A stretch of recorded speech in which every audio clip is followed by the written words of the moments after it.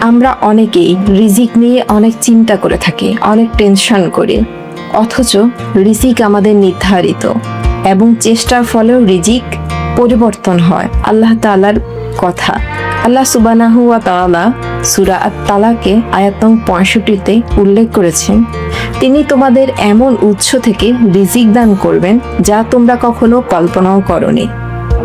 সুতরাং রিজিক নিয়ে চিন্তার কোনো বিষয় নেই। আল্লাহ সুবহানাহু ওয়া তাআলা আমাদের বলেছেন, তোমরা চেষ্টা করো, তোমরা নামাজ শেষ হলে জমি নিয়ে ছড়িয়ে পড়ো এবং সৎ পথে তোমরা রিজিক অন্বেষণ করো, তোমরা রিজিকের সন্ধান করো সৎ পথে।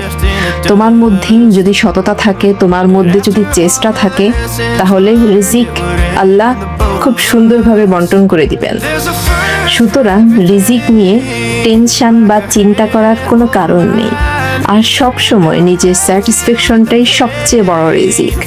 আর আমরা সবচেয়ে উপরের দিকে তাকিয়ে হতাশা হয়ে পড়ি।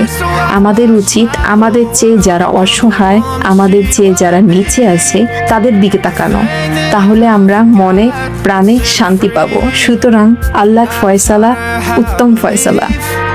আর এমন ভালো ধরনের সব ভিডিও পেতে আমি তাপসী আমার পেজের সাথে থাকো। তুমি যদি ফেসবুক থেকে দেখে থাকো তাহলে অবশ্যই ফলো করো, আর ইউটিউব থেকে দেখে থাকলে অবশ্যই সাবস্ক্রাইব করো। তুমিও কি চিন্তায় আছো কালকে কি খাবে, কালকের রিজিক নিয়ে, ভবিষ্যৎ নিয়ে? তাহলে অবশ্যই আল্লাহর উপর তাওয়াক্কুল করে কাজে নেমে পড়ো। আল্লাহ তোমার উত্তম রিজিক দিবেন। আর তুমি যদি এই মুহূর্তে আমার ভিডিওটা দেখে থাকো, তুমি যদি টেনশনগ্রস্ত হয়ে থাকো, তাহলে অবশ্যই কমেন্টে জানাও। আর তুমি যদি আমার ভিডিও থেকে একটু অনুপ্রাণিত হও, সেটাও কমেন্টে জানাও। আর ভিডিওটা পছন্দ হয়ে থাকলে অবশ্যই লাইক করবে, আর ফ্রেন্ডস অ্যান্ড ফ্যামিলির সাথে শেয়ার করবে, আর আমার মাই ওয়ার্ড পেজের সাথেই থাকবে। ধন্যবাদ।